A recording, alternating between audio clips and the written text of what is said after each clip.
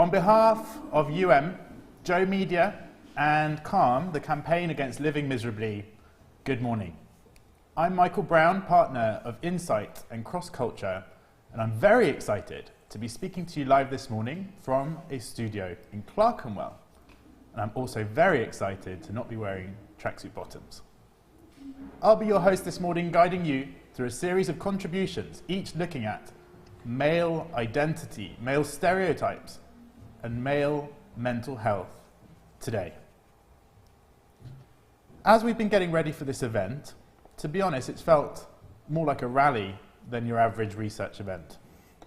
We've been working on this project for a year, and our hope is that it will inspire brand owners and many figures in our industry to really channel the power of advertising and content to put more positive messages about masculinity into society, and we personally feel that it could help to save lives.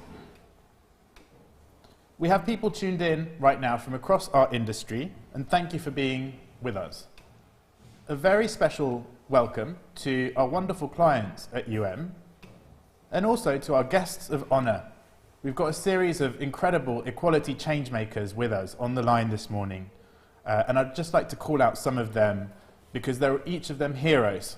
Guy Parker and his amazing team. He's the CEO of the Advertising Standards Authority, and we're honoured to be joined by you this morning.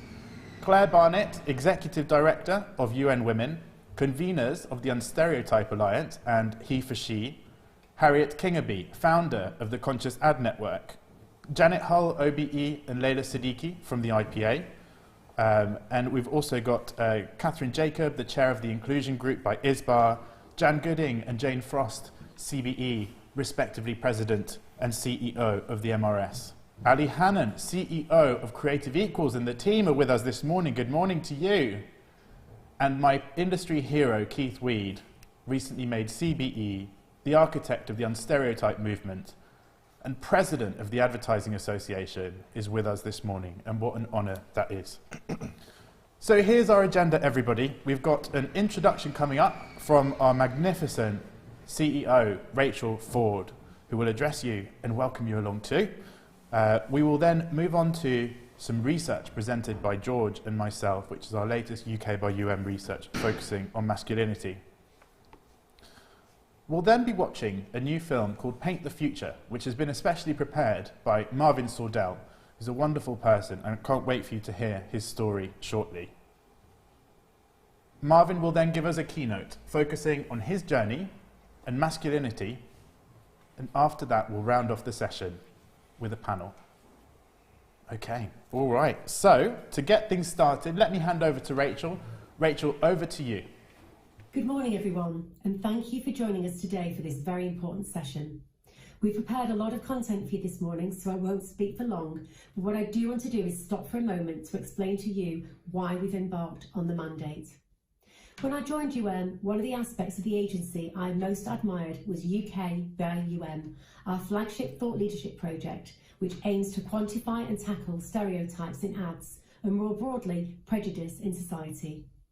Our research around female stereotypes, launched back in 2017, was a very important moment for our agency and has since become a key industry resource. And there was never any question as to what audience our next major release would focus on. The troubling figures around male suicide in the UK tell a story that simply cannot be ignored. So in today's session, we'll be exploring what it means to be a man today and the many pressures it can come with. We firmly believe that by addressing and healing some of these unhealthy identity norms, much greater happiness awaits all of us. We also believe that brands and advertising have a vital part to play in redefining what masculinity means. The psychological realities of the past year have been very challenging.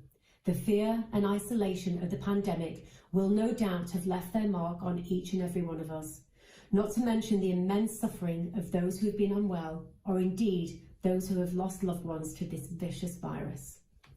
Early into the crisis, our management team worked to protect our people's well-being. Throughout, we've been encouraging open conversations about mental health, establishing mental health champions, ramping up our flexible working and support, and investing in Headspace app licenses for the entire agency. There has never been a more pressing moment to be intentional in looking after ourselves psychologically. So I do hope that you can take the time out this morning to get comfortable, get a cup of tea, and let our content inspire you, and perhaps even let it spark new ideas as to how we can make a positive difference, both in the way we advertise, but also in our own lives too. I'd like to end this introduction by saying a big thank you to our amazing partners, Joe Media and Calm, Campaign Against Living Miserably, for all the passion they've brought throughout this project. And of course to our UMers, Michael, George and Jen. So, to set the scene, we'll now play some Vox Pops interviews that Joe Media team captured in the days before we entered the third national lockdown. Thank you so much for being with us today, and enjoy the show. I think there's a stigmatism for men to, say, ride things out. As a man, I think that growing up, the mental health kind of culture that I was taught was man up and deal with it. Take it day by day, or if not, hour by hour, because you'll feel differently tomorrow.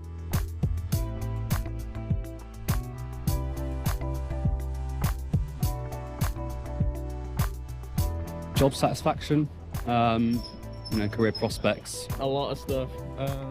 Society as a general thing. Having to stay inside with all this COVID bullshit. Health, state of the world to a degree, and I guess in a sense, having reached a certain age where I feel I haven't achieved what I might have done. Attitudes people have, the tendency for people to go into binaries and tribalism. What to look for, what to sort of move forward. Obviously, working world in the 20s is quite tough. I've always had like a lot of anxiety, from when I hit puberty, I had like a lot of anxiety, severe suicidal depression for over a decade.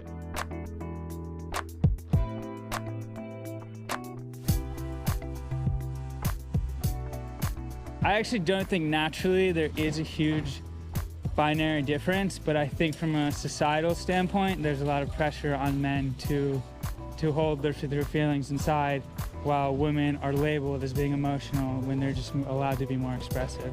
Society tells people how to react based on their gender. I've lived with a group of boys, just me, myself, and then I've also lived in a house of girls, so I definitely saw the differences. Girls are a lot more vocal, in my experience anyway. My friends that are girls, it's like they're just more open to talking about it. And the guys, they might well have been having these thoughts also, but I never heard.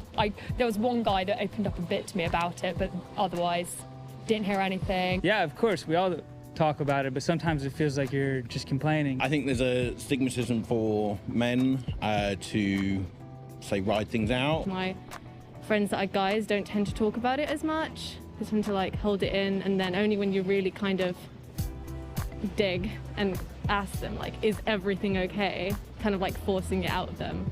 And then they start to tell you, or they wait until the last, when they're holding on by a thread, and they're actually I really need to talk to someone. Little boys will be told not to cry, and I think that's really dangerous. As a man, I think that growing up, the mental health kind of culture that I was taught was man up and deal with it. If you don't have anyone to talk to, or you don't feel safe to talk to anyone, you can just go crazy.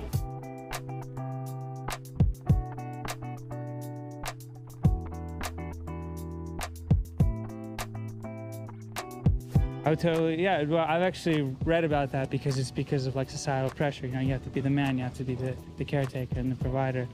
I'm not surprised. I'm not surprised at all. Oh, really? I didn't know that. That's a lot. It's That's something that, important. Yeah, that's a lot. Yeah. Doesn't surprise me. Yeah, that's horrible. Yeah, wow. Why would you have thought it might be that way? Oh, because I feel like, you know, men in society are supposed to be, I mean, this is a very old concept, right? But, you know, still, they're supposed to be the stronger ones, the ones that have no competitiveness. And no weakness. No weaknesses, right? I think there's like a stigma, definitely, about, you know, boys don't cry and all of that. Take it day by day, or if not, hour by hour, because you'll feel differently tomorrow.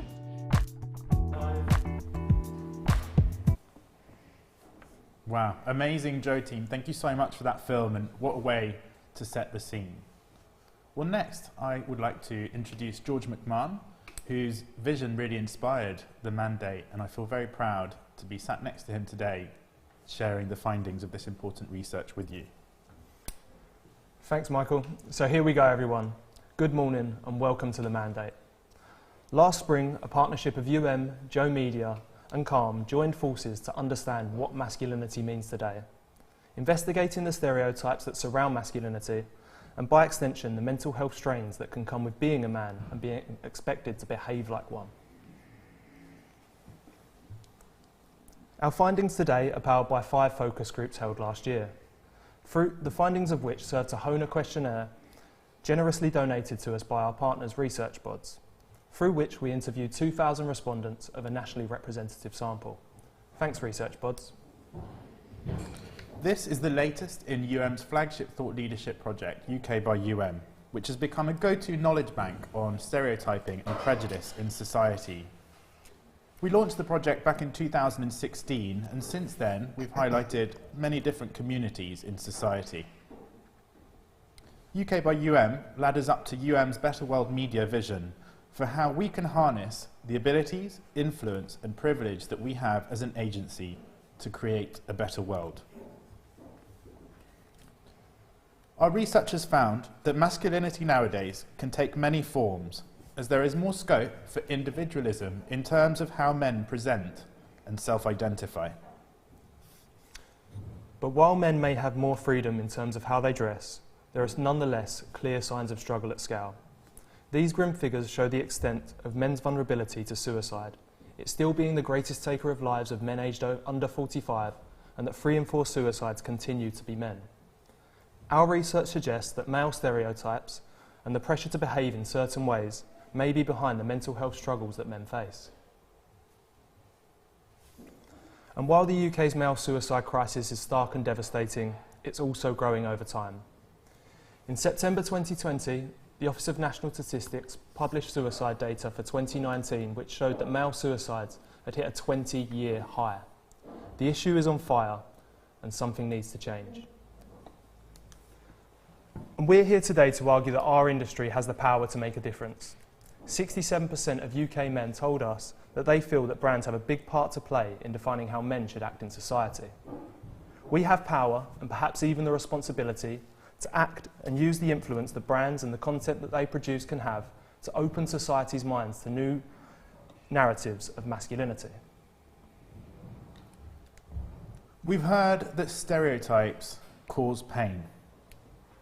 1 in 2 men aged over 35 agree with the statement that male stereotypes can do real psychological damage. Nearly 7 in 10 men aged 18 to 34 agree with the same statement. UK men also agree with the statement that society would be happier if people were more open-minded towards men's roles in society, with particularly strong agreement with this statement amongst men aged between 25 and 44, showing that men are ready for change.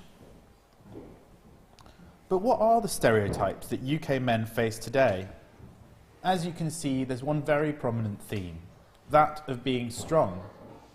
Both in a physical sense, you can see muscular towards the top there, but also behaviourally, you can see macho right next to it. And through our focus groups, we heard of around 30 different stereotypes that exist today. We asked our UK male respondents which of these they recognise in media and advertising, and here are the top 15. The three most recognised were those of being a football or sports fan, always being strong, and being muscly or athletic. But you can see there's a long list of stereotypes that exist beyond these, including that of being competitive or being the family's breadwinner. How self-fulfilling are these stereotypes? And how much stress can ensue if a man doesn't feel like he's able to live up to these?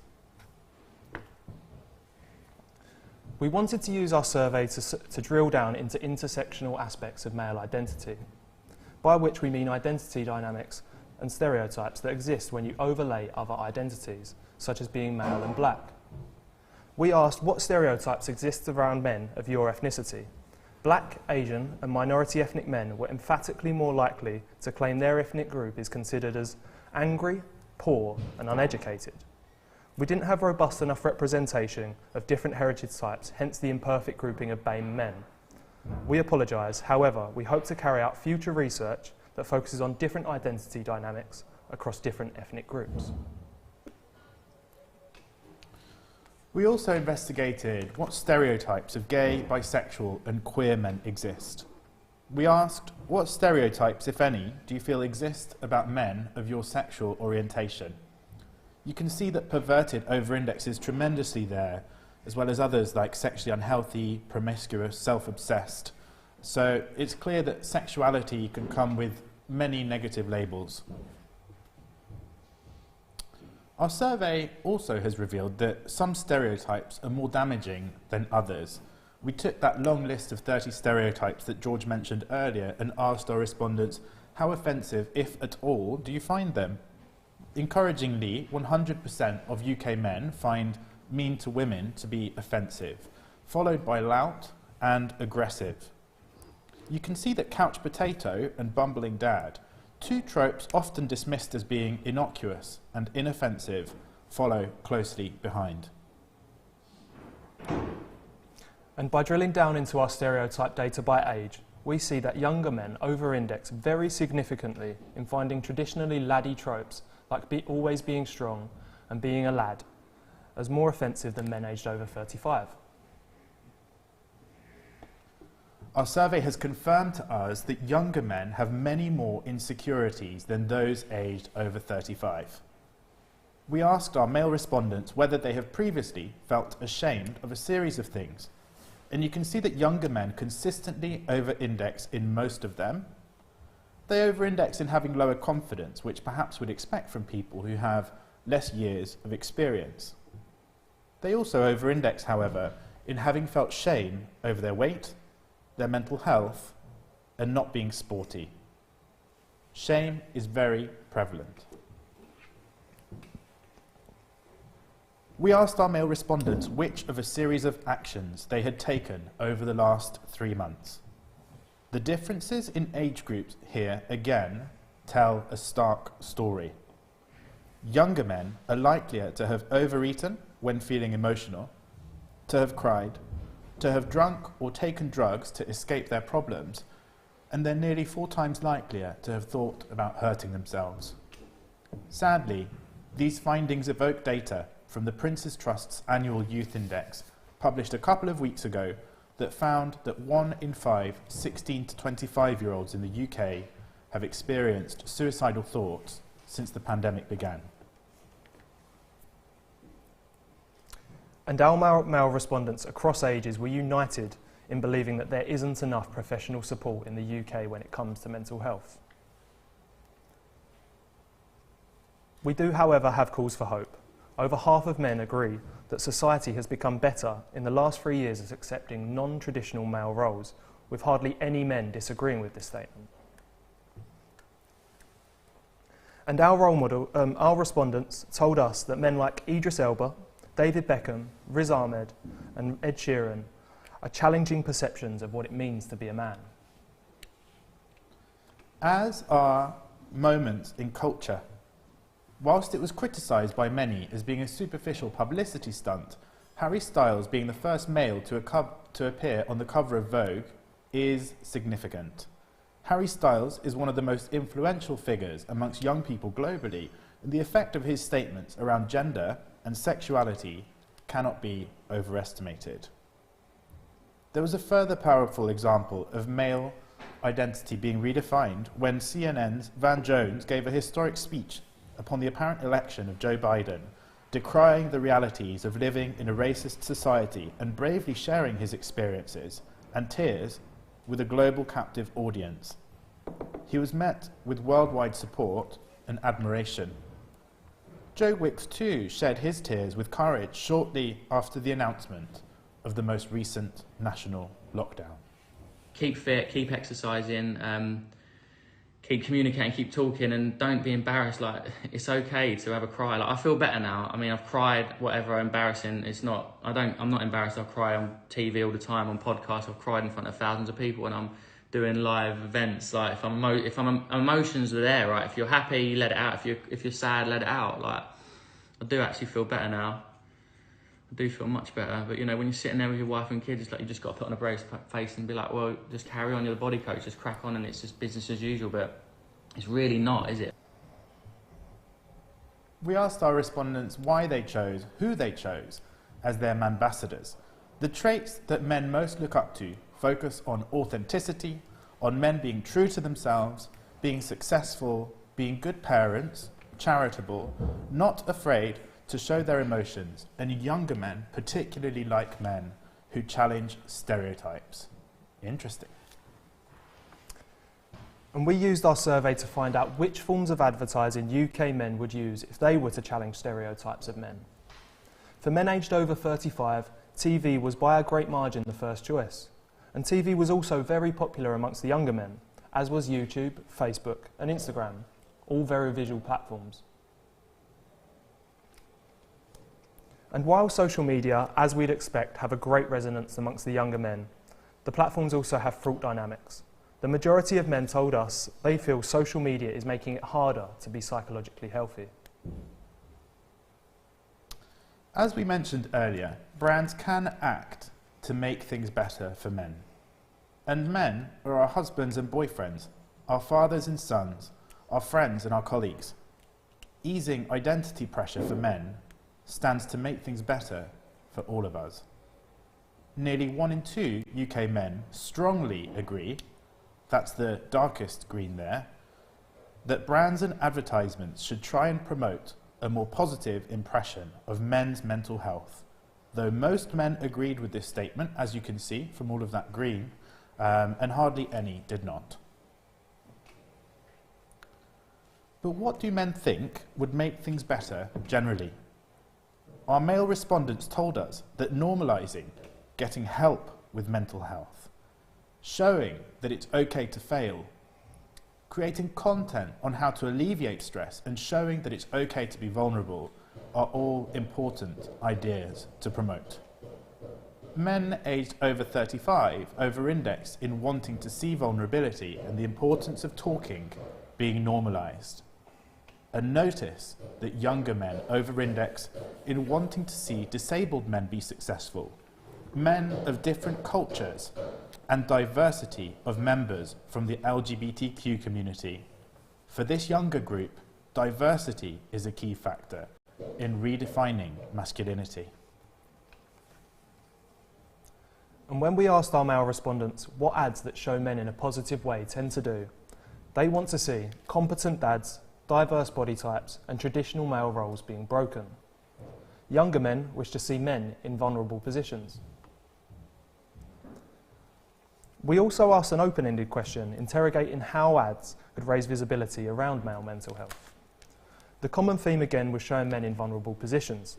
One says, don't always show a man that has his life together. Another, that having a mental health issue is not a sign of weakness. And another simplifies it even further. Just show men in a more varied and realistic way. There is reason to believe, and Simon, CEO of Calm, will later be able to attest to this, that the pandemic has intensified men's mental health struggles. We asked our respondents which of these reasons have caused them stress or anxiety since the pandemic began, and you can see that there are many. Again, younger men reported having greater anxiety driven by a broader set of reasons. There has never been a better time than today to act and help to improve the outlook for mental health. So in conclusion, this is a time to be careful, to avoid negative tropes, as these can have an effect on men's well-being. Be conscious of the fact that many men are suffering silently. And be the change. Harness the power of your brand to make things better by tackling head-on unhealthy masculinity narratives.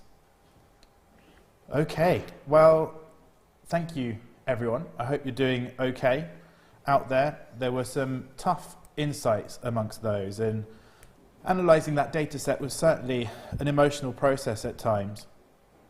And though lots of the findings aren't surprising, the extent of some of those struggles are bleak. But there is a lot that we can do in order to make things better. Incidentally, that data set and this project generally, all the conversations that it's generated and brought about, have led me to start therapy myself around 4 months ago, which has been a very important step for me personally. And I'd strongly advise that anybody who's thinking about doing that goes ahead and does it. And my therapist, Lee, is actually watching this session. So thank you, Lee, for helping me.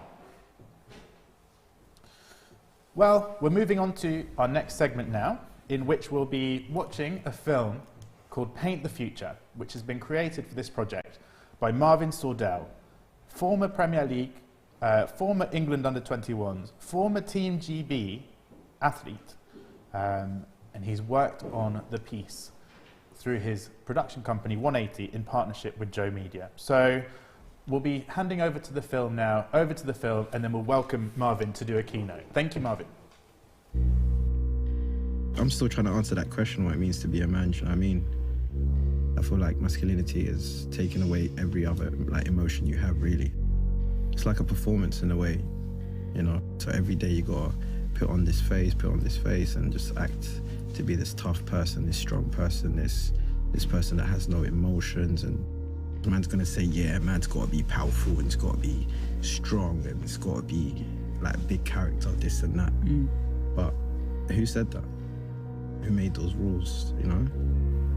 It's what is given to us. It's a title that is placed upon us with expectations. To be strong is to be at one with who you are and be confident in that. Masculinity is a lot more broad than just being like a tough person or a strong person. I think you can make it whatever definition you need it to be for yourself. For me, being a man means the freedom to express myself without feeling like it's a weakness to show a more vulnerable side of your personality. I mean, my family, I've got 3 sisters, and my whole life I've kind of grown up around them.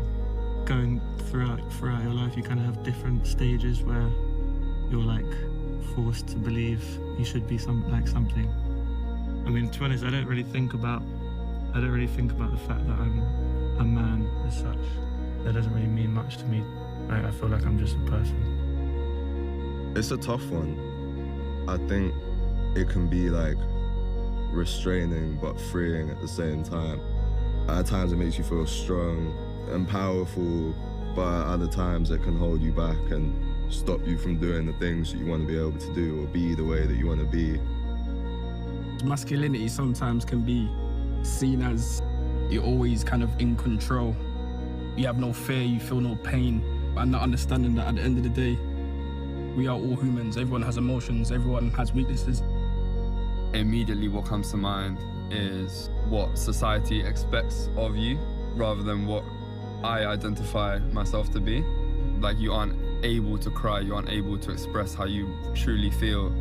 What manliness personally means to me is not what I hear from TV or what other people expect me to be. As long as I can express myself and who I am, then I think, you know, my journey to be a man is complete.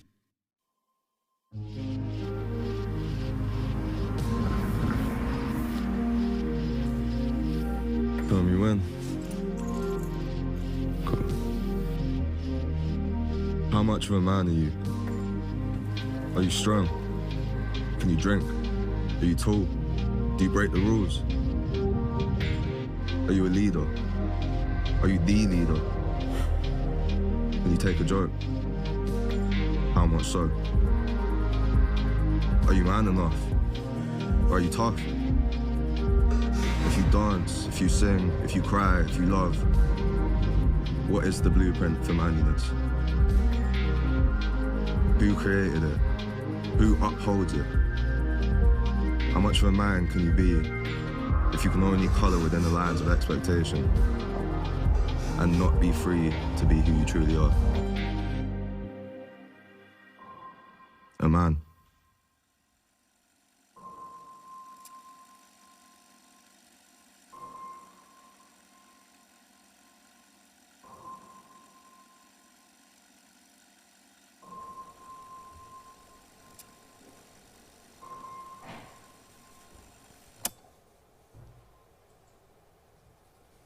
Wow.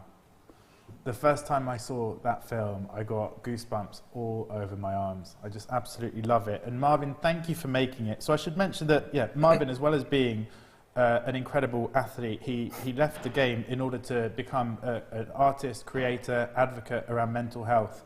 And so let me invite you along, up onto the screen now, Marvin, to share your keynote, morning Marvin, on your reflections on your journey and masculinity. Over to you, Marvin. Thank you. Yeah, I mean, the first thing I want to start with is by asking a thought-provoking question to everybody, and just something to take away is that, what does it mean to you? Or what does being a man mean to you? What does masculinity mean to you? And that's something that we asked everyone when we were filming that. And you find yourself taking on so many different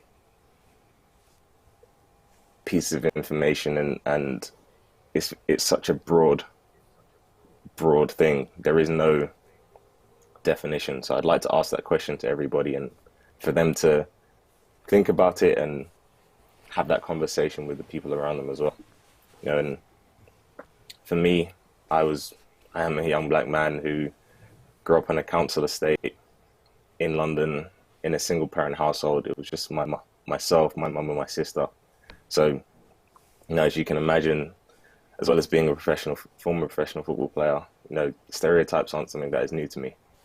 You know, and I didn't have a father around to teach me how to be a man. You know, all I had was societal norms and media interpretations. You know, all I could understand and learn about what it is to be a man was what I saw, as opposed to what information I had within me.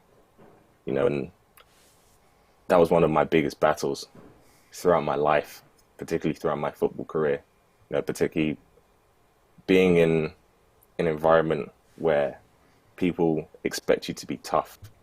You know, people expect you to not show emotion or any weaknesses, you know, per se. And that's something that very much confused me, you know, being in a very heavily masculine world. And as I said, my journey up until that point, I didn't have that role model in terms of a man there to show me what it meant, essentially, you know. And it was so confusing for me because I was a very sensitive and introverted boy. You know, I'm still quite sensitive and still quite introverted, but not as much so.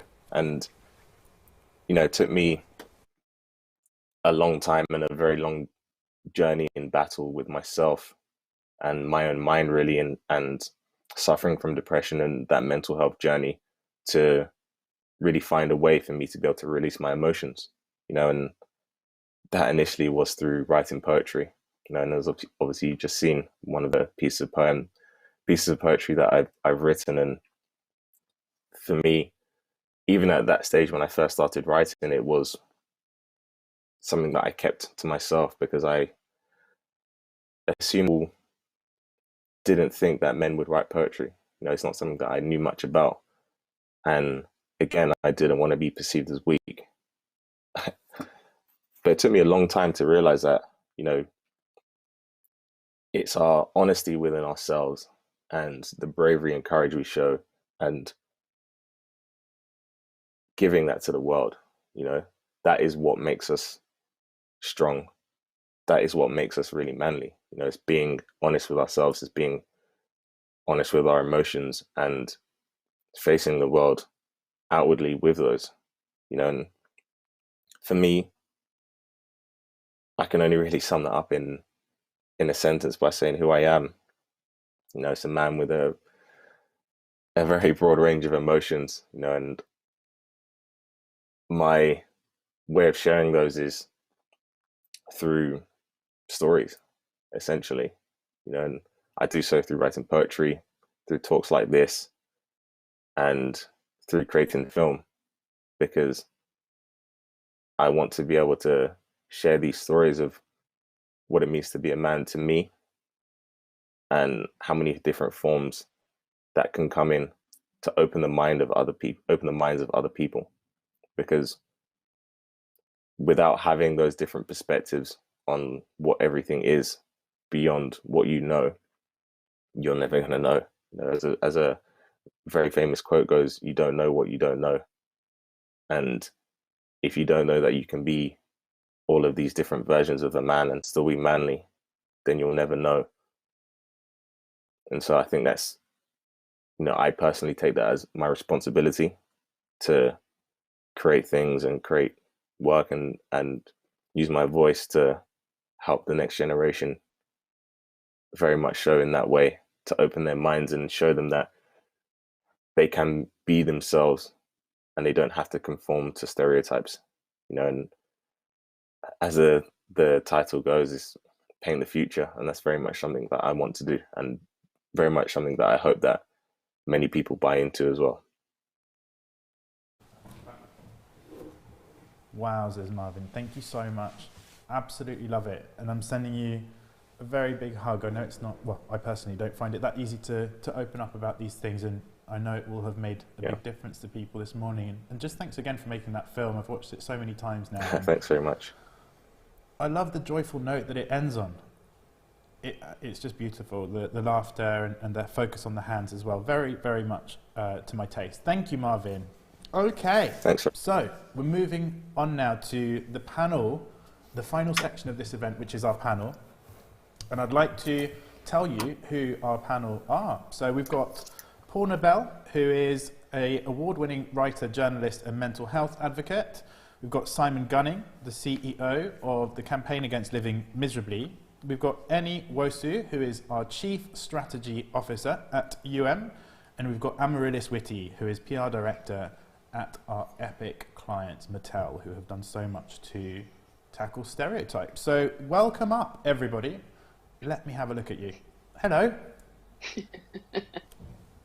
Hi. Thank you for being here.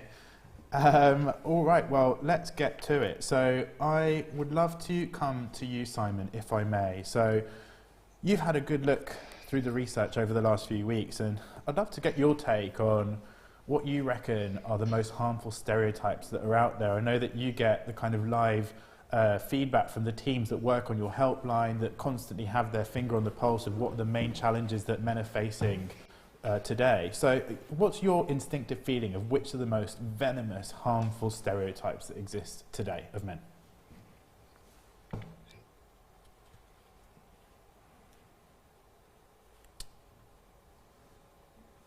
Oh. Simon, not getting audio from you. I'm going to ask you the... Well, that's embarrassing. That's... No, there you don't be go. embarrassed. How's that? Honestly, if that's the worst thing that lockdown brings, being muted would be okay. I think one of the great things from Marvin's film is the principle that there's kind of there's a contract which has been signed by someone else, and this applies right across society, where we have expectations placed on us for things for which we didn't ever sign up. And so if we can sort of think about the most harmful stereotypes, there I think are the ones which prevail despite their demonstrable unhelpfulness, and despite the fact that we didn't define them ourselves. So it's from our work and specifically the helpline that we run, the themes that come up a great deal are the expectations for, putting the food on the table, putting the roof over the kid's head, especially now where those things are very difficult. This strange conflation between strength and stoicism. So Joe Wicks in the film earlier as well, that demonstrating real strength by bucking against those imposed stereotypical behaviours and kind of defining your own version of masculinity is the real show of strength. So where they come from is as complex as the day is long. We could talk about that forever, couldn't we? But I think it's this the expectation that historical notion of masculinity applies now and will apply forever in the future, rather than it being something that should be tackled and changed. Thank you so much, Simon. Thank you. So coming to you next, Annie, as the father of a teenage man yourself, I'd love to ask you what you reckon, how much progress society has really made when it comes to redefining and progressing ideas of masculinity. What have you observed? Well, my first observation would be that it hasn't gone far enough, clearly, because the research tells us so. Men don't feel well represented, clearly. I love this idea of it's someone else's contract that we're working to, and my belief is that we still have too many one-dimensional and extreme depictions of men. You're either one thing or the other, whereas some of the great stories that Marvin told show that we are complex and multi-dimensional. And I think if we can find interesting ways of reimagining that in the work that we do, I think that would be really, really helpful. So the two things that really struck me from the research is the idea that, you know, men want to be seen as either more compassionate or, more specifically, less mean to women. I think that's quite important. And they also want to be seen as more outer directed generally. You know, the idea of being a competent father is about being more than yourself, isn't it? So I wonder if some of the things that we could do to ease some of that pressure on men is to be just much more outer directed in terms of how we communicate and the role models that we show, so that we take some of that pressure off. And if we can avoid those lazy depictions, lazy stereotypes, which I think are being brilliantly called out at the moment, that is one thing that I think is a real positive. That would be amazing. And just in terms of being a dad of a teenage son, I think, again, to Marvin's point, I've never really asked myself that question before, what it means to be a man. And I think from my perspective, it's not about leadership and strength and all those things. It's often just about guidance, actually. You know, if I think about my own experiences, my own dad, he suddenly realised, listening to Marvin, that my dad never told us what to do. He just kind of guided. And I think if you can provide that guidance to help people talk more, express themselves more, do the things they want to do, be the people that they want to be, then that would go a long way to positively reimagining what masculinity means in society today. Thanks, Annie. And you know, one of the odd things about this year is that you get windows into people's homes and their families, and I've noticed the way that you speak to your son is so tender and loving, and I find that really lovely as a window into your world, really, at home. Do you have any thoughts on that? I guess the kind of tone of your relationship with your son compared to past generations, perhaps? Yeah, I mean, again, I'd go back to what Marvin said, which I'd never asked myself that question before. I think maybe my tone is one of guidance. Actually, I think that if I think about my parents' generation, it was one of my school friends described when we had our kids running around us when they were younger, and how vocal they were and how challenging they were. And we joked about the fact that they're much more vocal. And one of my best friends said, well, you couldn't have been vocal in a dictatorship. And maybe we grew up in dictatorships. This idea that children should be seen and not heard was maybe the thinking of the time. And I'm really pleased we've moved so far away from that ideal. And it is much more about listening and helping them be who they want to be, and guiding them on that path, as opposed to giving them a contract that they didn't sign up to. I think that's a brilliant way of describing the challenges or the pressures that are put on men, giving them a contract they didn't sign up to. Help them be themselves, and hopefully that's the tone you're referring to. Thanks, Annie. Thank you. So, Pona, I'd like to come to you next, please. Thank you for being with us. So, I read Pona's book, which I've got here, Chase the Rainbow. I'm a slow reader normally. I just sat down and read it basically in one session, staying up until 2 in the morning, reading. It was just an amazingly written book, and it's very, very unforgettable, I think, because it's very educational. It raises a lot of angles on, well, the crisis of misunderstanding and poor understanding of male mental health in the UK. And so, Pona, thank you for writing it. And also, it's the first book I've been able to read over the last year, just because my attention span for reading has been kind of broken by the circumstances. And so, yeah, got a lot of love and admiration for you, Pona, and so happy that you're here to share, I suppose, your story and your own path towards advocacy around mental health. And you're very explicit around being an advocate rather than being a kind of expert in it. It is about raising awareness, isn't it, Pona? Is it okay if I hand over to you to tell a little bit about your story? Yeah, thank you. That was just such a wonderful thing to say. And yeah, so my story and you know, I know Simon well, and I'm an ambassador for Calm, is I would say most of, if not all of my career, I've always been very keyed in, and I've always worked around women's equality. And looking at men's mental health wasn't something I really did until about sort of 6 or so years ago. And like a lot of us who come to this kind of work, who may not seem the most obvious people to do that, it's you know, it's personal, which is that my my husband Rob took his own life in 2015, and the precursor to that, which is obviously what you have read in the book, is you know, he suffered with clinical depression and as a dual diagnosis, which we've seen in some of the data that you've gone through today, is that he also had really big problems with addiction, and the addiction,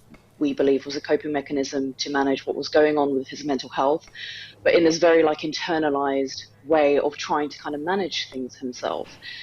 And I think after he passed away, you know, I had to confront a lot of things. So number one, the suicide that we have, the taboo that we have around suicide in society, this role that I was then kind of thrust into of having to almost like defend him as a human being because of the manner in which, you know, he had passed away. And it sort of led to this real kind of hardening sense of actually, you know, we have these very polarized ideas, these moralities that we assign to people based on, you know, whether or not they struggle with addiction, the manner of their death, and so on. And that's actually a fraction of who they are as a person. And when I then kind of like looked into, you know, all of the factors, there were so many different factors around that led up to his death, and a big part of that are things that we've touched on today around, you know, things that he massively struggled with is not being able to ask for help, of engaging with services, you know, fairly late on in his life. You know, when you consider that he was only really sort of about 36 when he actually started to get proper medical treatment for lots of things. And I realized, you know, Marvin's amazing video is, you know, where does that template come from? Like, how did that template serve my husband well? And the answer is it didn't, because, you know, he ended up having a very tragic outcome. And at the same time, what you may assume about him, he was a very loving person. You know, he was he sort of was a punk rocker. He liked, he supported Crystal Palace football, which wasn't a very popular choice amongst his mates. But he had like all of these complexities. Like he was a massive like bird nerd, and we would go walking in the park, like, and he'd point out all these random birds that I just didn't care about.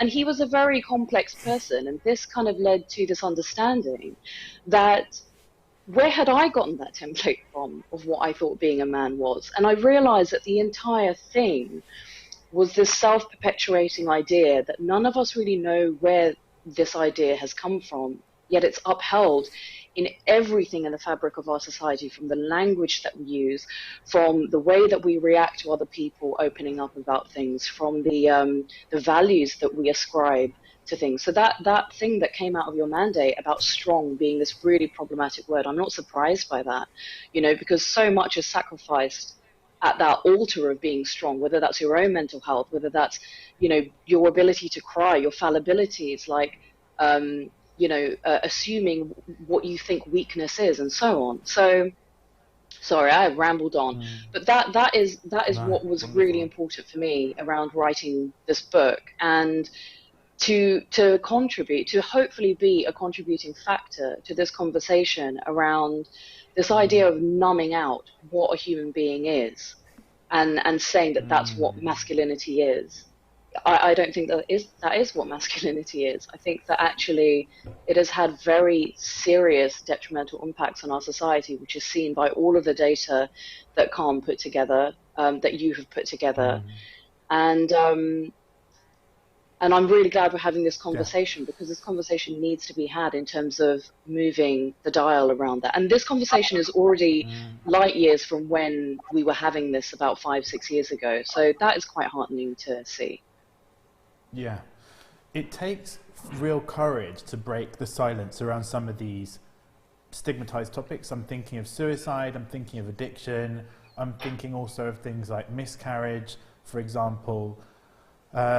You broke that silence, Porna, 30 days after Rob died. You wrote a blog on Huffington Post as it was then called, which is kind of sharing your experiences, and the comments underneath that share are just a stunning symbol of the importance of breaking the silence. What inspired you to write that blog, and what reflections do you have on that as a moment in your grief process, I suppose? I think it was to not write it was unbearable. It was unbearable being in the office, and I went back to work fairly soon after he passed away, so I would say 3 weeks. And I had that week in the office where people just didn't know what to say. They felt really awkward. I mean, I was very lucky that I had a very supportive team, and they were very loving, but people just didn't know what to say. And I would kind of get these comments not from people at work, but like, outside, where people would just make assumptions about what had happened. And I think someone asked me, the selfish word always comes up with suicide. And I think someone had sort of made a comment about that. And I just thought, this is unbearable. I can't have these individual conversations with people. And I think someone at work hadn't, I was sort of discouraged from telling people at work how he had died or what had happened. And I just thought, this is a major thing that's happened to me, and I am not ashamed of him. Like, I loved him very much, and I love him very much, and he was an incredible man, fallible as we all are, but he was an incredible man. And I felt that deserved to be honored, and I felt that legacy deserved to be honored, and I needed people to know that they might look at the labels that were attached to him and think that he had failed in some way, or had failed us, or had failed at being a man. And actually, I felt that drawing attention to his softest parts, which were the most beloved about him, was really important in terms of just being able to deconstruct the sense that we have of a person, which is actually very black and white, and people aren't black and white. Like, we have so many different, gradients of good and bad within us, and I felt that I needed to be open about that. I was very scared about writing it, though. I was absolutely petrified, either like of people not reading it or being trolled about it, and then the response to it was one of the most memorable, warm things I think I've had. Thank you so much, Paula. Thank you. So I'd love to come next to Simon. So Simon, please would you mind just telling us a little bit about the campaign against living miserably? I have memories of being a sixth former feeling not so good myself, and I remember seeing the 6 sheets, I think it was the Man Dictionary work that was out around London back then, which would have been around 2004, I suppose, and I just remember that was just one of the very earliest examples of the mental health conversation being visible and being around us. Simon, tell us about your work. For anybody that doesn't know that much about Calm, please enlighten us. Sure. We're a suicide prevention organisation, and we carry out that task, sometimes by shouting very loudly about suicide, because as Porna talks about, the stigma that ghettoizes just the word. I mean, and not just the behaviour, but even the word is stuck into a dark corner. In shouting about suicide as we do with our campaigning, we want the country, the world, to talk about it, because we know that that's a directly preventative measure. Most of the time, we want to shout about the opposite. So we want to shout about life. So Calm operates very much in popular culture, in music and comedy and all forms of media, in sport, in football, in running, in all whatever you want to think about culturally, we're probably there. So that's our campaigning, and we partner with agencies such as yourselves, Adam and Eve, have us. All sorts of people, in order to plant messages of awareness and messages of behaviour and societal change in front of audiences that need it the most. We also then, probably most importantly, from all the money that we make tends to go towards funding a helpline, which is free for anyone to call. And we have paid, trained professional people there to help anybody that needs us, whatever part of that spectrum you're on. If you're at a point of crisis, we'll help you. If you need daily maintenance, we'll help you. And through the recent success, Man Dictionary was absolutely brilliant, and I had no part in that. That was before my time at Calm. We then went on to do Project 84 with Harry's Grooming and ITV, and that was an Adam and Eve campaign, and that kind of blew the whole thing up. And in doing so, we expanded our focus, which in the past had been based on that 75% of suicides being male. We expanded our focus to be completely gender inclusive and to look at high risk groups. So the research there is so interesting, the way that it's the alarming statistics tend to skew young. In the past, they skewed older, in fact, which is horrible but interesting. And so our high risk strategy is to focus on men, absolutely, but is to focus on people bereaved by suicide, where there's an over index, to focus in the past on homeless people, on people in prison. And our upcoming work in this year and beyond, you'll see through some of the partnerships. For example, we announced a partnership with ITV2 earlier this week. Is to help people, younger people, so 16 to 24-year-olds, and then inside that, there's in fact an alarming index towards girls and women. In fact, but 16 to 24-year-olds are demonstrating the highest suicidality, is the term. So it's a propensity towards suicidal ideation. What we want to do is we want to get in there early and short circuit that in every audience that we reach. And so it's really important that when we work with brands, that we can target their audience. We can focus on reaching them through traditional channels and channels to which they are very receptive. And I think a real key part of our success in the past few years, especially around brand partnerships, has been that we fully understand that brands that look after their audience demonstrably, not with, really meaning it with integrity, tend to sell more stuff. Like Harry's Grooming has sold lots and lots of razors because of the work they've done really looking after their audience, for example. So that's where we are. We've grown hugely. It's great. Thanks, Simon. Yeah, and the research data certainly shows that society and UK men are ready to see brands stepping to this space. And so just two very quick public service announcements. Number one, we've got a tiny lag on the line with our panellists. Worry not, we can hear you fine. The second is, if any of the audience have got questions for our panel, then please type them into the YouTube chat, because George is going to be keeping an eye out for those. So we'll ask those in about 10 minutes or so. So Simon, back to you, if you don't mind. I just want to ask you, how has the last year impacted your operations? Because I suspect that there's probably been more demand of your services. What's the outlook been like for you? Yeah, absolutely crazy. Just like an immediate 38% increase in use of the helpline. It just went bang, like overnight. And fascinating. So this is one of the perils of working at home. Here comes the dog.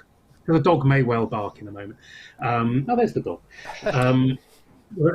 So this massive increase overnight, which then you get these really interesting insights, because that maintained a certain level, and then when lockdown was relaxed, it went up again. So, you can see that that's a traumatic event for people. So we're told to go to a point of safety. Now we're told to come out of that point of safety.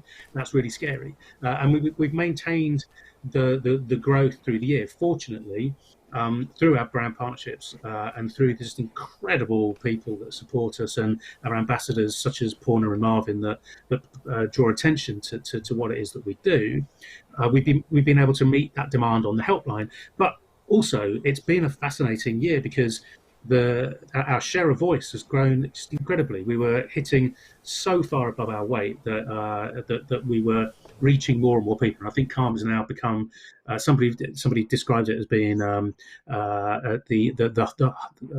occupying a place in the heart of the nation. I hope that is true, because what we're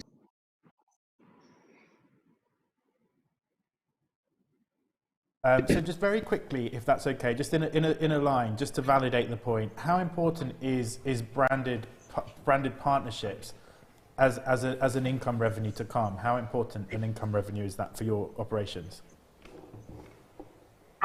Income-wise, it's not direct. The direct income is not a huge proportion, but we've got brilliant partners like ITV and Spotify and Carling and Dave and thousands of different organisations, not thousands, lots of different organisations that help us with revenue, but it's the reach that we get. So we have a service-first approach. We only try to help, never ask for money. And that turns people onto us, and they want to support us, and they give us the money. So actually, the important brand partnership is that reach and that. Thank you. Amazing. Thank you very much, Simon. So, exploring this theme of the role of brands in pushing forward perceptions around mental health, I'd love to come to you next, please, Amaryllis. Thank you for being with us. Like I mentioned, Mattel have done so much. I'm thinking of Barbie in particular, but I suspect some of your other brands as well, to challenge stereotypes. Please, would you mind just talking to us a little bit, Amaryllis, around why does this matter to Mattel, and how does it come to life through what you've done? Sure. So, I mean, the work we've done with Barbie, which is a brand that's been for over 60 years, we created the doll category. And we've certainly evolved that brand to ensure that stereotypes that perhaps have been harmful or perhaps are not helpful have transformed and changed over the years. Particularly, I just want to highlight a piece of research that we actually did, neuroscience research in partnership with Cardiff University with children, where we actually were able to prove that doll play with dolls such as Barbie actually helps children develop their social skills and even empathy. And so we tested with boys and girls, and that was really important for us to make sure that it was gender neutral. And that piece of work really has led us on to continue and to want to continue expanding the importance of toys for children's lives, from in their formation. Because if we can get, for example, young boys playing with dolls, or indeed any toys that help them develop their social skills and allow them to develop and express their social, if you want, behaviors or feelings, then imagine what that could do for the trajectory of them in their life moving forward, which is something really powerful. We've heard today so many incredible and great things. Something Marvin said about not to show emotion. Imagine if we could show emotion from an early age, and that's okay. We allow all children, boys and girls, to do that. What that could potentially do for them later in life. So, back to your question. The role of brands in something like this. I think we all have a responsibility, and I hate to use the word opportunity, but moving into this space, where actually we can be a force for good. We can actually help that. We can change the contracts that have been imposed in this sense, in whichever stage you are as a brand, or whichever point that you enter the consumer's life. In our case, we have the honor and privilege of entering children's life from a very young age. So we take that responsibility really seriously. Thank you, Amaryllis. And I really admire the way in which you use, I suppose, in particular, the stature of Barbie to, just change and challenge established perceptions of beauty and idealism. I'm thinking, for example, of the differently abled doll, not just in the context of gender, but disability, which I think it was one of the best-selling ones ever, if I'm not misremembering. And also recently, I'm thinking of the Maya Angelou doll that Barbie created as well, which was a bestseller too. What reflections do you have on just how best-selling some of these big statements around unstereotyping are? Yeah, I mean, diversity is incredibly important, and it's something that the brand has been working through now for several years in terms of how we've expanded, the brand positioning, but also the product offering, and diversity is a key part of that. So as you mentioned, for example, our Barbie in a wheelchair is actually one of the best-selling products that we have in the UK market, and indeed, globally, we are in over 100 markets, etc. So I think that just proves a point, that if you are able to offer diversity and you are able to create representation in forms that resonates with consumers, and they can find themselves identified, it's incredibly powerful.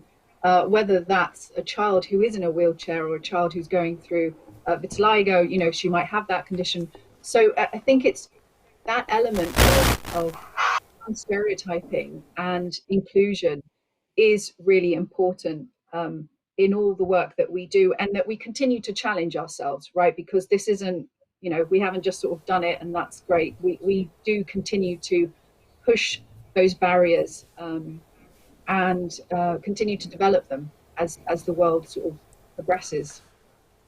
Thank you, Amaryllis. Thank you. I absolutely love everything that you just said there. So whilst I've got you, I'm going to ask a question to each of my panel now.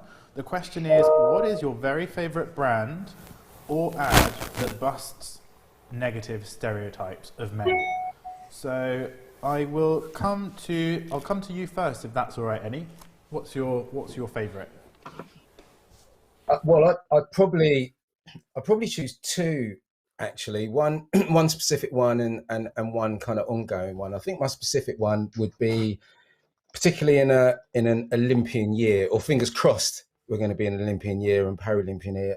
I think the Superhumans work that Channel 4 did around the 2012 Olympics was incredible, because I think it really challenged some of the notions of physicality and strength.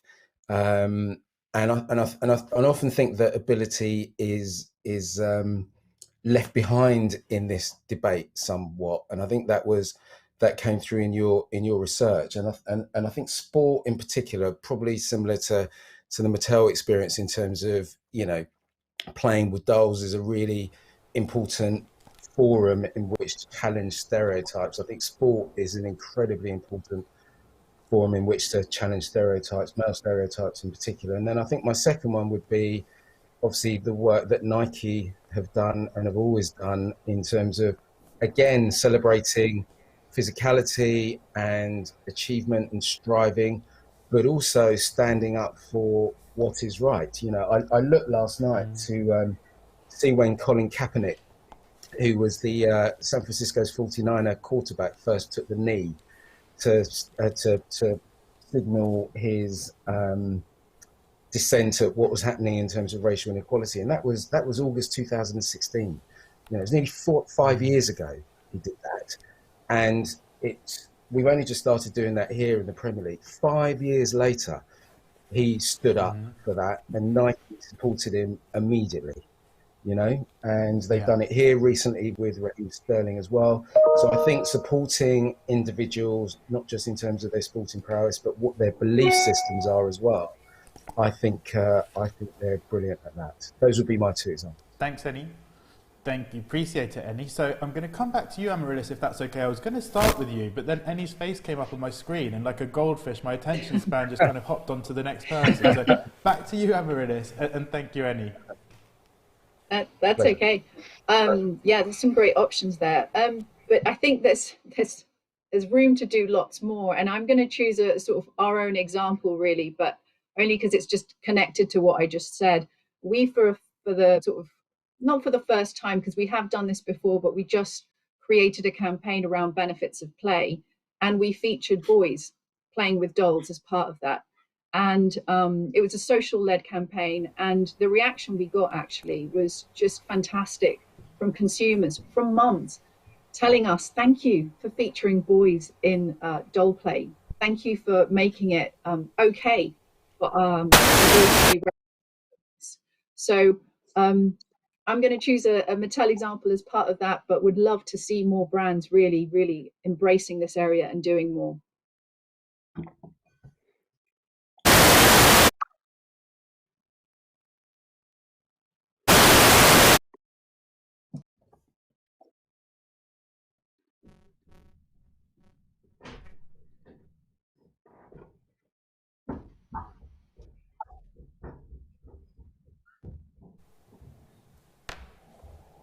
Porna, sorry about that. I kind of went off for a moment there. Conked out. I'm back with you. Porna, I'm coming to you next, please.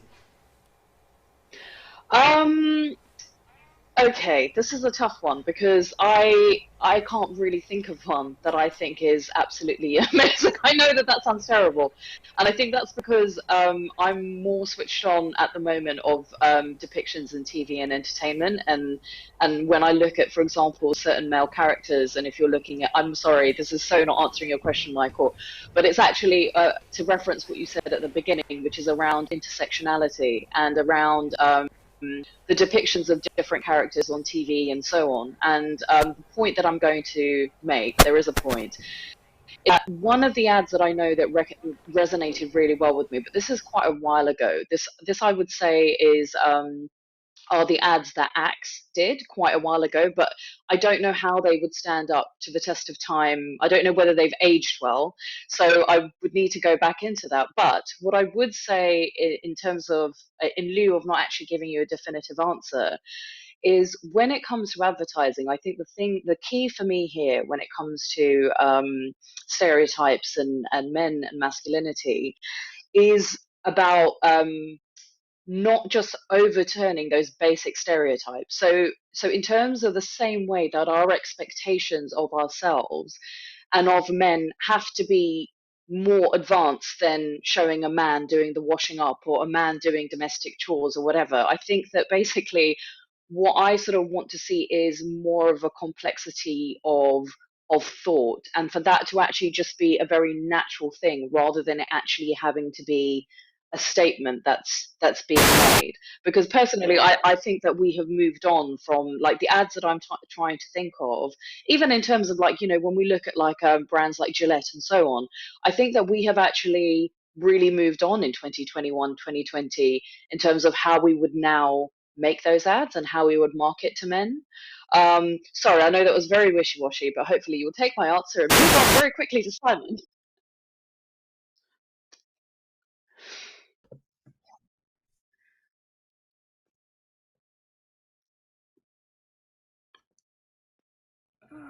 I can't hear you. You're back. Example of a brand or ad that's tackling unhealthy stereotypes. I think, Michael, you're asking me to answer that question, aren't you? I'll go ahead and answer it, and you can tell me if I'm doing the wrong thing because I can't hear you at the moment. I would certainly back up the Channel 4 Superhumans, because I think that was like an example of absolute integrity. There was no kind of donning of the purpose hat temporarily, as we've seen. So there's all sorts of fun to be had to roll out the bad examples of putting flowers in the end of guns and getting a Remainer and a lever to talk to each other in a warehouse and just kind of try to appear relevant temporarily. So definitely Superhumans I thought was absolutely brilliant in breaking down expectation. But if it's not too self-indulgent, I'd like to choose a calm one as well, which has specifically looked to undermine masculine tropes or unhelpful ones. And that's some work we did with SEAT, where we got a building on the Euston Road in a very busy part of the Euston Road, and we stuck a massive pair of ears in it and in the middle wrote grow a pair, just trying to undermine the kind of really unhelpful linguistic things of growing a pair and manning up and stuff. So yeah, I'm going to go with one of our own ones. That's not too self-indulgent. Nice, Simon. That certainly sounds like memorable work. So I am going to ask one more question of any, given that we're a media agency, very keen to bring it back to media just for a moment, and then we'll come to George with any questions from the chat feed on.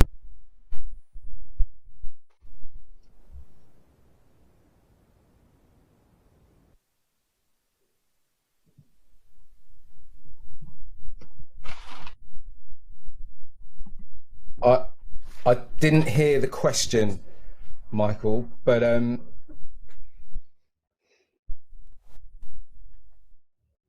try. I heard the introduction, which was bringing it back to media. So I hope what I'm about to say next answers the question, because I didn't hear the question. But I think that we talked about how creative representation can make a difference, or what Poona described as, what we see on our TVs and the entertainment industry. I think where media can specifically make a difference, and obviously we're incredibly proud at of the work that we're doing with UN Women and the Unstereotype Alliance at the moment.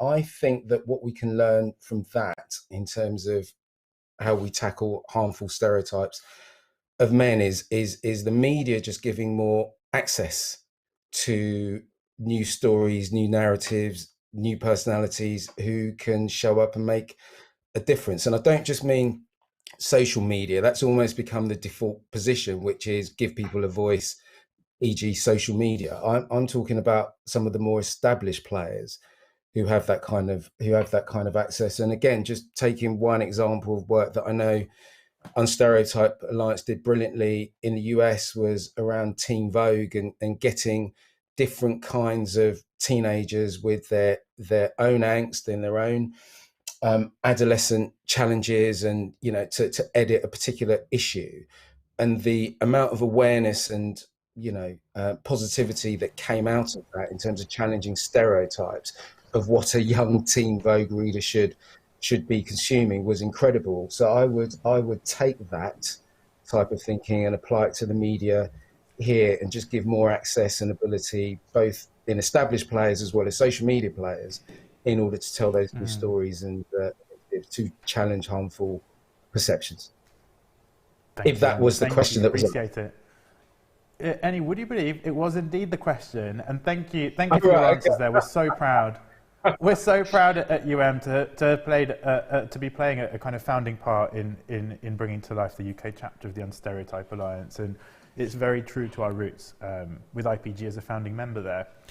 So George has told me that we've had a question through. I think it's more of a kind of a summation of two different questions from the YouTube feed around how can we embed positive mental health practices into our organisations, into our media agencies. So Simon, I might come to you as the pro. What do you reckon? What can we do as media agencies to make our own places of work healthy and positive from a psychological perspective?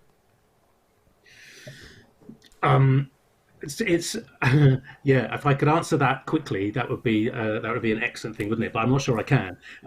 We've put measures in place at Calm, which are hopefully going over and above what we can do from a practical point. So tomorrow is a Calm bank holiday, brilliant. So we're doing 9-day fortnights, for example. We've put in a lot of extra resource for people to find therapists and to find counselling if that's what they need to do, and that's unlimited and it's free for everybody.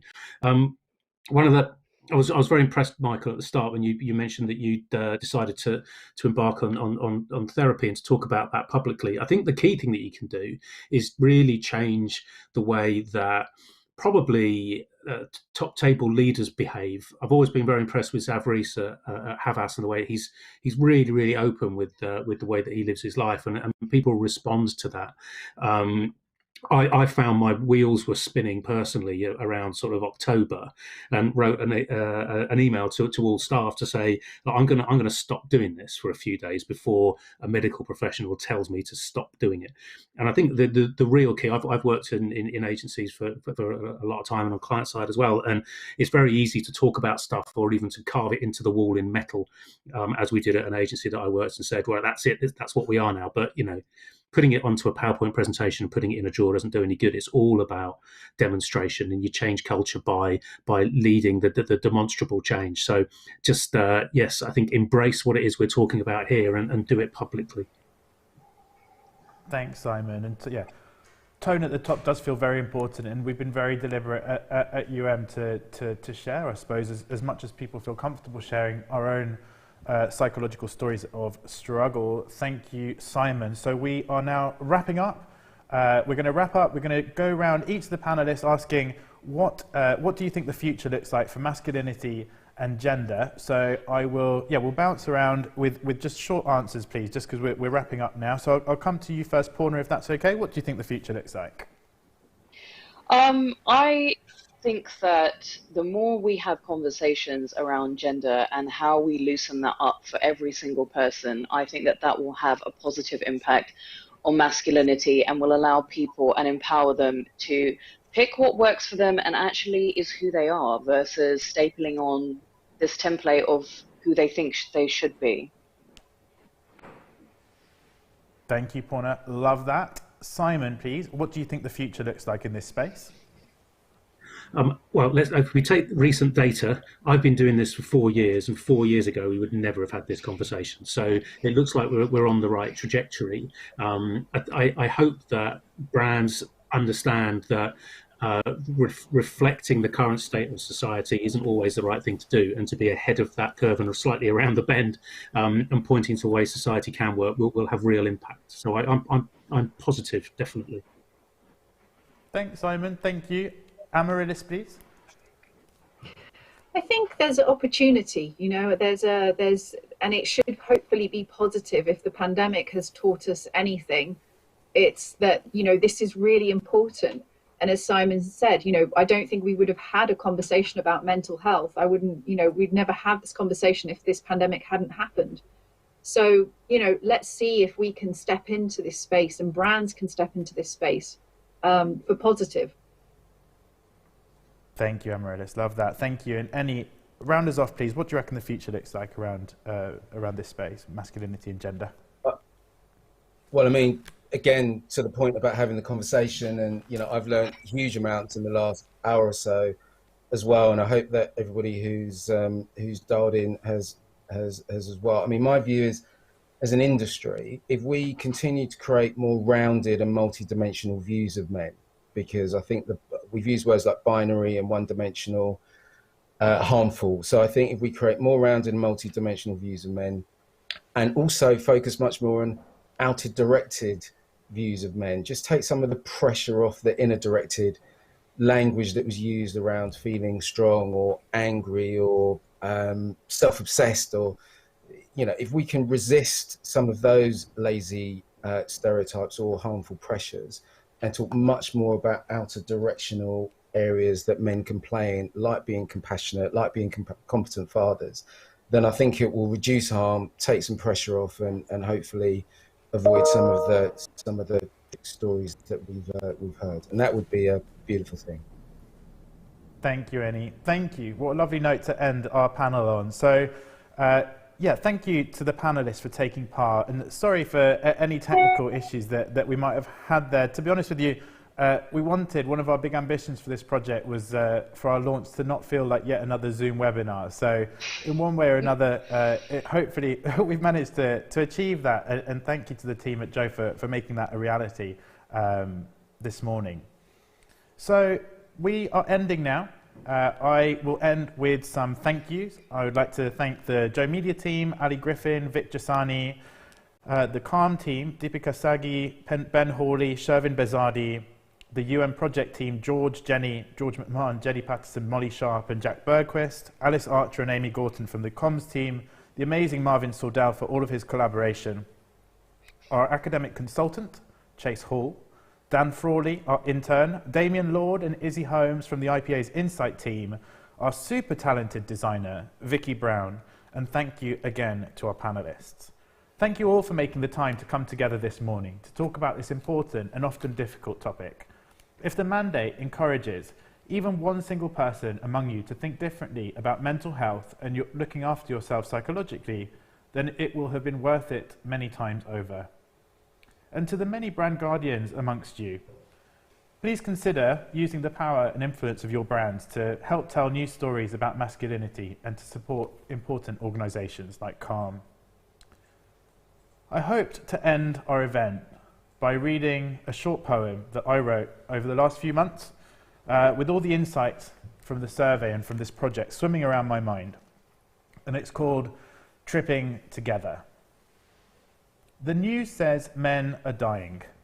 My barber said the same. He cut the undertaker's hair last week, who said it's young lads being lame. The story broke a while back. We're weaker than we thought. And though it's spoken more and more, it still feels no less fraught. For weakness still feels fearful.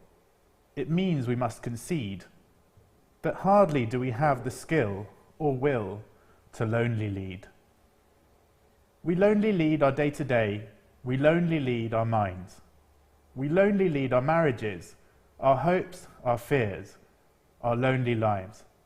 And in that earth of solitude, to which our roots do grip, we suffocate the space for others, we stumble and we trip. So let's all trip together and fall down to the ground. Let's look over to each other and see we're all still sound and that freedom has been found. And thank you to Tess Alps for helping me find the courage to read my poem. Well, that rounds us off. Thank you all so much. What a special event. I really hope it will have a big impact in its way. Thank you for everybody, to everybody who's helped in one way or another. Like I say, it's taken a year. It's been a lot of effort, and we very much hope that you feel the spirit of love and intention that it is brought to you with. So take care of yourselves, everybody, and goodbye to you from everybody on the project team. Thank you.